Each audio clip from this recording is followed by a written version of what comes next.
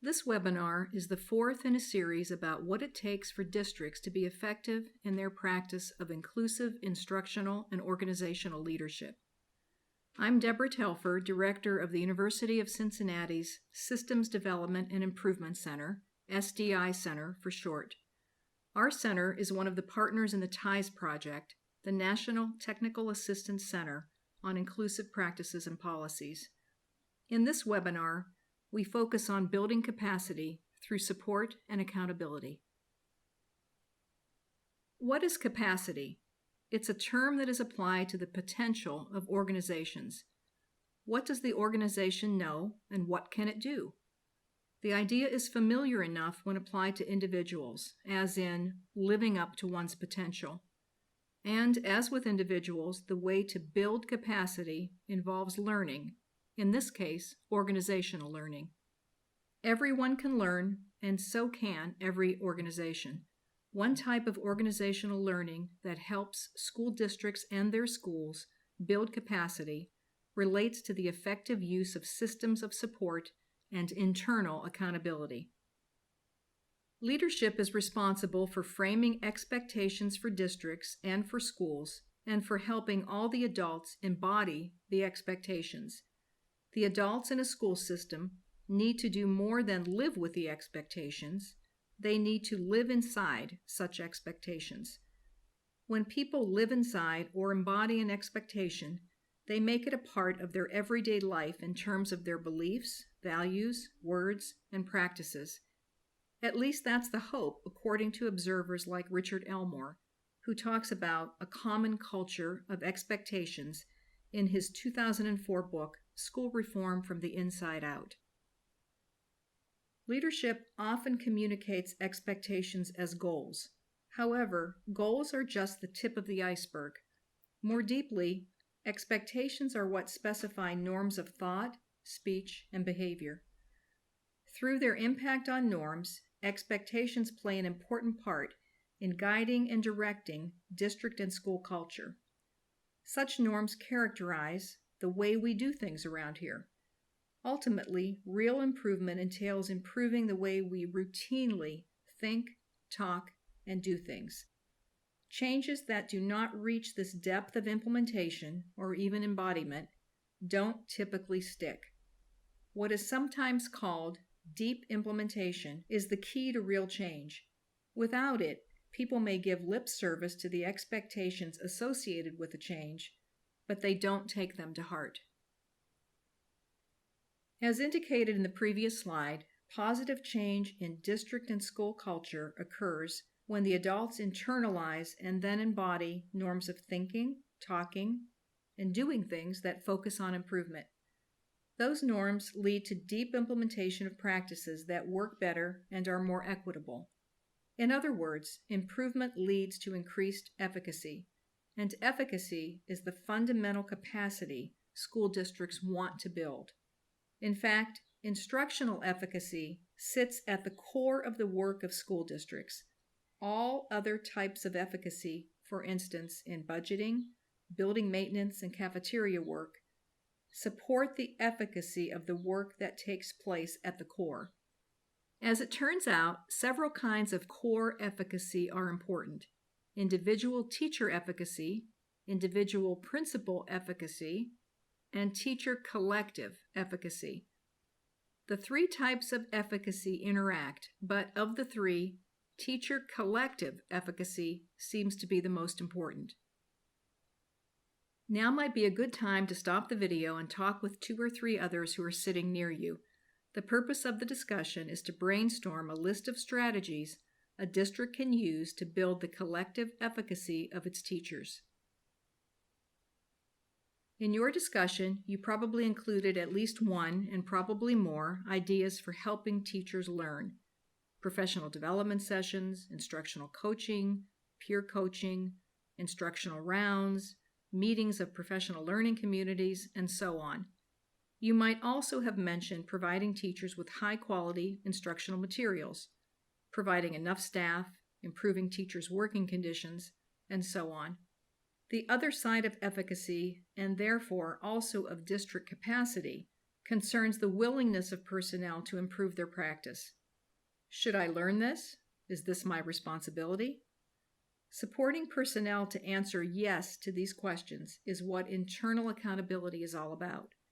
The end product of an internally accountable system is a workforce in the district that is committed to improving performance.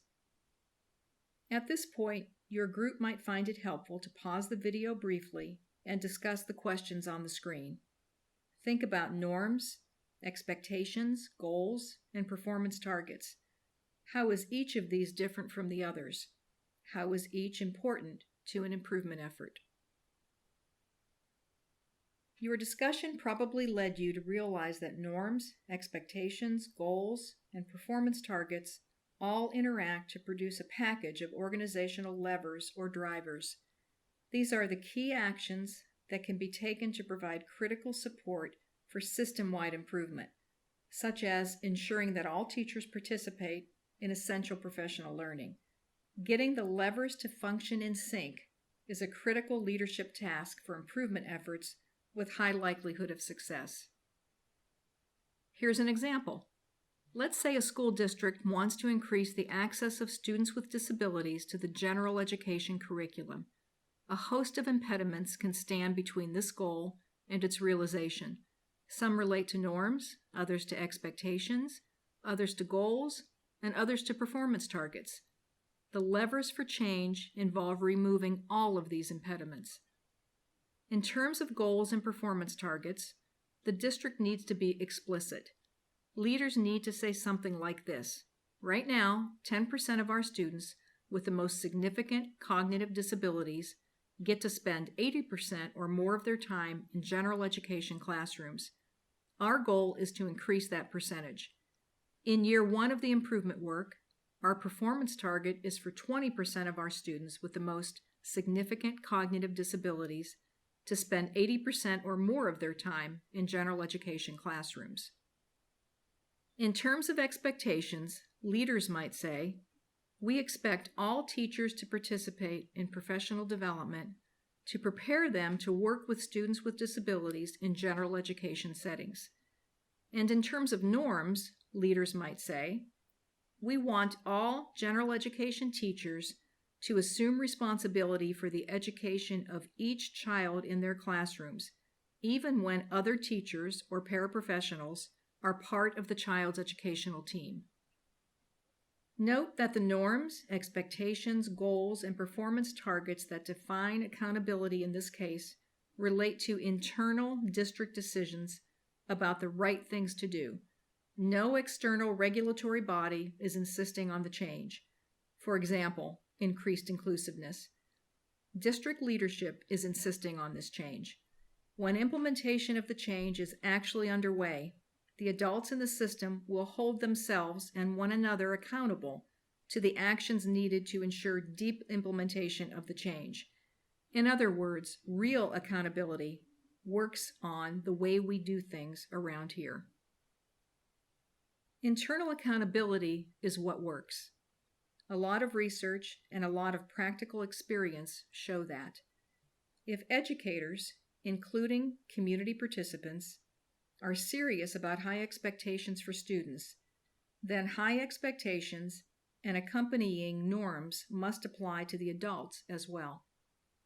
When internal accountability for the success of all students prevails, the adults across the system feel, think, and act responsibly towards students, families, and communities, and students do better.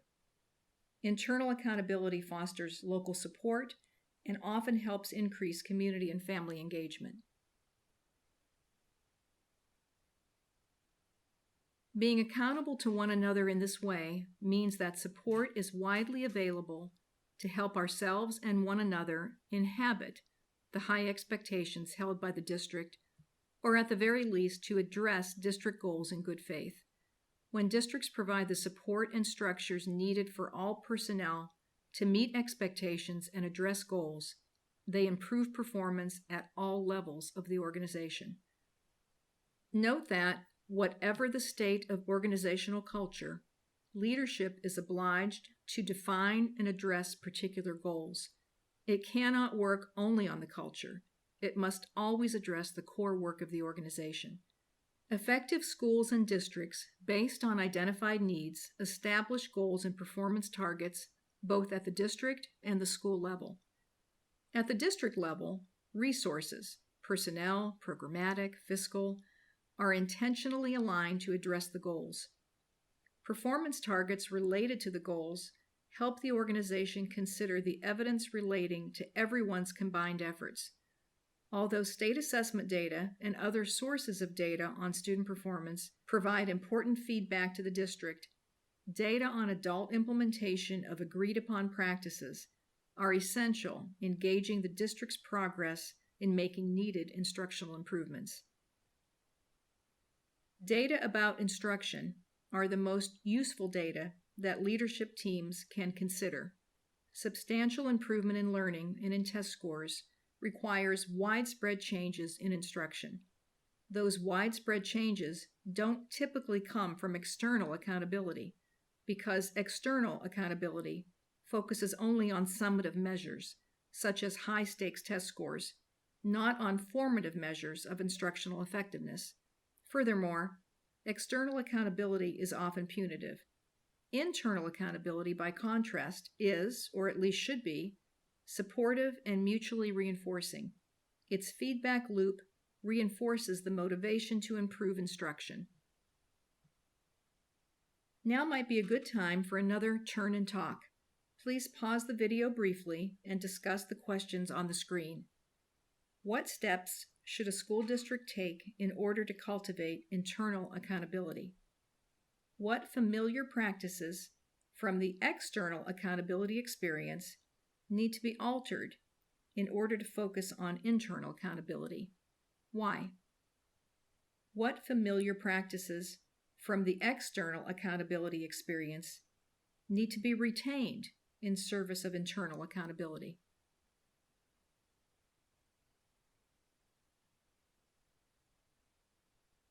In your discussion, you may have noted that educators often associate external accountability with the fear of high-stakes test scores. Fear is definitely counter to learning.